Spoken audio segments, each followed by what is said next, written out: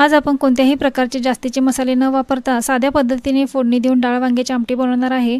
अगदी छान, टेस्टी, रुचकर आणि झणझणीत अशी ही रेसिपी बनते। अगदी साध्या पद्धतीने फोडणी दिल्यामुळे वांग्याचा फ्लेवर आमटीमध्ये खूप छान उतरतो।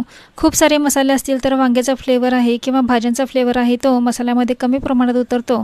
तर अगदी कमी मसाल्यामध्ये आपण ही आमटी बनवणार आहे। त्यासाठी इथे आपण 4 वांगे घेतलेले आहेत। अशा पद्धतीने वांग्याच्या उभ्या आकारामध्ये फोडी करून घेतलेल्या आहेत। आता आपण फोडणीची तयारी करूया। त्यासाठी इथे गॅसवर कढई गरम करायला ठेवलेली आहे। कढई गरम झाली की यामध्ये 2 ते 2.5 चमचे तेल घालून घेऊया। तेल गरम झाले की यामध्ये आपण एक मोठ्या आकाराचा कांदा बारीक करून घेतलेला आहे तो घालून घेऊया आणि छान असा गोल्डन ब्राऊन कलर होईपर्यंत परतून घेऊया। इथे कांदा छान असा गोल्डन ब्राऊन कलरमध्ये परतून झालेला आहे। इथे तुरडाळ आपण 2 ते 2.5 चमचे भिजायला घातली होती। ही तुरडाळ आपण भिजलेली तुरडाळ या कांद्यामध्ये घालून छान अशी परतून घेऊया। इथे तुरडाळ ही छान परतून झालेली आहे। यामध्ये अर्धा लहान चमचा हळद घालून अर्धा लहान चमचा हिंग घातलेले आहे, तेही छान असं परतून घेतलं।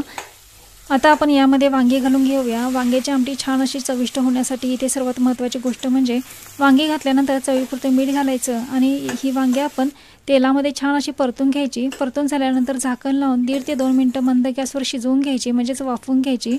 वाफवून घेतल्यामुळे वांग्याला खूप छान अशी चव येते आणि तेलामध्ये भाजलेही जातात वांगी। तेलामध्ये भाजल्यामुळेही आमटी चविष्ट बनते। झाकण लावून आपण 1.5 ते 2 मिनिटं वांगी छान अशी तेलामध्ये परतून घेतली, वाफवून घेतली। त्याच्यानंतर यामध्ये कोल्हापुरी कांदा लसूण मसाला 2 ते 2.5 चमचे घातला, 3 ते 4 चमचे शेंगदाण्याचा कूट घातला। त्याचप्रमाणे हे छान असं मिक्स करून घेतलं। मिक्स करून झाल्यानंतर यामध्ये आपण गरम पाणी घालणार आहे। शक्यतो गरम पाण्याचा वापर करा, म्हणजे वांग्याला खूप छान अशी चव येते।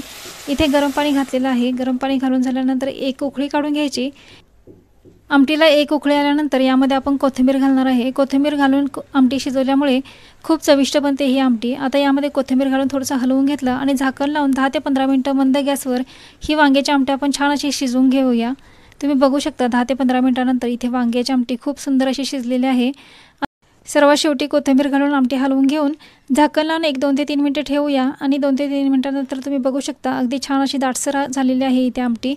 झणझणीत चरचरीत इथे आपली डाळ वांग्याची आमटी बनलेली आहे। यामध्ये आपण कोणताही जास्तीचा मसाला वापरलेला नाही, फक्त कोल्हापुरी कांदा लसूण मसाल्यामध्ये ही आमटी बनवलेली आहे आणि रंग तुम्ही बघू शकता खूप सुंदर असा रंग आलेला आहे। आता ही वांग्याची आमटी आपण सर्व करूया। इथे आपण भात घेतलेला आहे, भातावर आपण ही डाळ वांग्याची आमटी सर्व करूया। डाळ वांग्याची आमटी आपण चपातीसोबत किंवा भाकरीसोबत चुरून खायला खूप टेस्टी लागते। अशा पद्धतीने डाळ वांग्याची आमटी घरी नक्की ट्राय करून बघा। आजची रेसिपी कशी वाटली कमेंट करून नक्की सांगा। व्हिडिओला लाईक, शेअर आणि सबस्क्राईब करायला विसरू नका। परत भेटा अशा छान खमंग स्वादिष्ट हेल्दी रेसिपीसोबत।